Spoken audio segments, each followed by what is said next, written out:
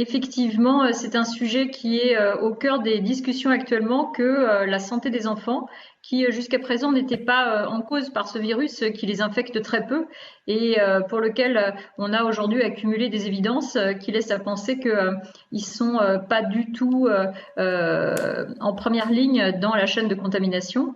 Et toute la rentrée des classes s'est faite depuis septembre avec des mesures de précaution, des mesures barrières qui ont été efficaces, puisque aujourd'hui on a très peu de cas de contamination à l'école et d'enseignants ou d'élèves qui soient contaminés à l'école.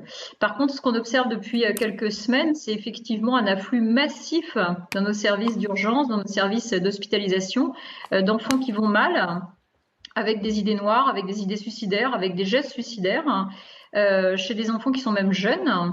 Et surtout qui sont particulièrement sévères et qui nous inquiètent.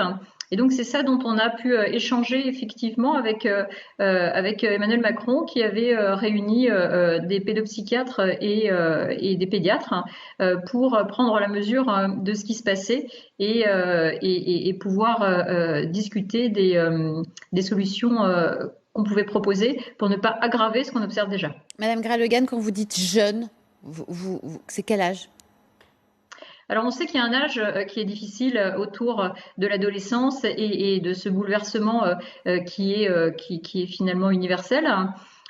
Pour autant, l'habitude qu'on a de ces difficultés, c'est plutôt le collège, c'est plutôt 14-15 ans. Là, on a des enfants qui ont été admis en urgence pour des gestes suicidaires. Ils avaient 9 ans, ils avaient 10 ans. Donc c'est des choses qui sont très inhabituelles et qui sont un signal d'alerte. Est-ce que vous avez senti le chef de l'État